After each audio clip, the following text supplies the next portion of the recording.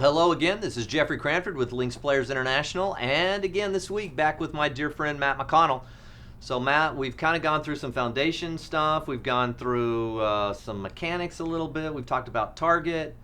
This week we want to talk about one of the more challenging things, not only in golf but in life in general, which is how do you accept when really things come your way that aren't what you anticipated and may ruin your score, ruin your day, whatever. The acceptance, and then to stay positive through that. And I know that's a huge challenge. So many of our friends who play on the tour, both men and women, spend a lot of money on spending time with guys who help them with, sports psychology. How do you stay in that positive frame of mind? Give us some insight as to some things you've learned through the years on staying positive and acceptance. Absolutely. I think one of the things I enjoy most about being a coach in general is I look at it as much more than just coaching somebody in their golf swing. Right. I look at myself or pride myself really on being more of a life coach, if you will, as well. And you are, I can promise Well, you. I appreciate You've that. coached me at various places. And one of the biggest things I talk about in terms of staying positive is perspective. Right. And when you look at any golf shot, whether it's a shot that maybe gets plugged in the lip of the bunker or a shot that is stymied behind the tree, it's all about perspective in terms of how you look at it as a negative or a positive. And I try to coach people to look at things as an opportunity. It's an opportunity to be able to curve a ball around a tree. Right. Or it's an opportunity to chop a ball out of the lip of a bunker and, hey, can I get up and down from 100 yards to save par? Or to save bogey? How do I keep that momentum going? And so many of those things are determined by your perspective.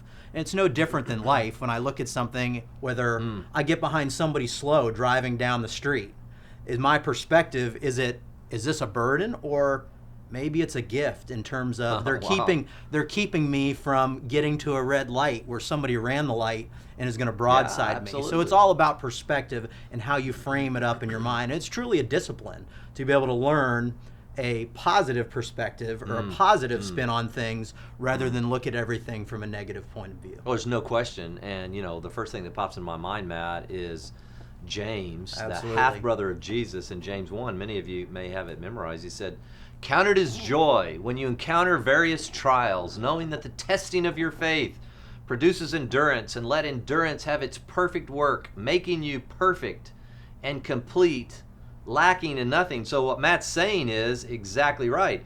Look, you can't be a complete golfer if you've never been in the trees, if you've never had to chop out from underneath the lip of a bunker, if you've never hit it out of bounds 50 yards on the first hole of a tournament and you just wanted to crawl into your shell and walk away. Look, if you can't be accepting in the golf world, you got no chance. And in the spiritual life, no way. In fact, Peter, listen to what Peter says in his first letter again. He says, "Therefore, since Christ has suffered in the flesh, arm yourselves also with the same purpose, because he who has suffered in the flesh has ceased from sin." And now think about that for a second. Arm yourself. Well, most of us play golf. Well, you better arm yourselves to suffer, because that's a big part of what golf is, really. I mean, it's suffering. It's challenging. A lot of the guys, if you're on a basketball team or a football team, you got maybe, you win half and you lose half. If you're a really good team, maybe you're the Golden State Warriors, you win a lot more. But most of all, you got a 50-50 chance if you're an equal team. But in golf, you got 140 guys in the tournament. Only one guy wins every week. You got 139 guys losing every week. Plus, it's just the rigors of challenges, and then the young guys coming up and all that. And the same applies for you at your club. You will suffer in golf. You will be ashamed. You will be disrobed at various points. Now, how are you going to deal with that? And that's what you're saying. Well, how are you going to deal with that in your faith? I thought when I became a believer, a follower of Jesus, it was going to be like going to Vegas, pulling the slot, and winning it every time, winning the lottery every time. And all of a sudden, you realize that there are, and then you read Peter, and he said, "No, arm yourselves to suffer." James, count it as joy.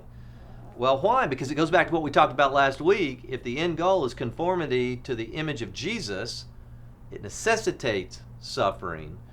And in a similar way, in golf too, there's a necessary portion of your golf life which you'll need to suffer, so that if your end goal is the target is getting the ball in the hole, in any and every situation, we want that. So again, a beautiful parallel between the golf world and the faith world.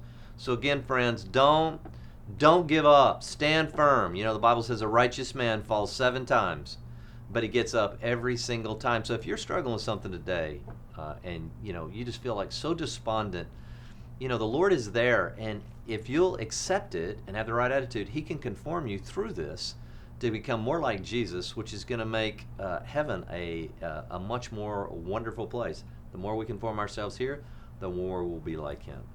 So hope this was helpful. We'll finish up this series next week, and so stay tuned.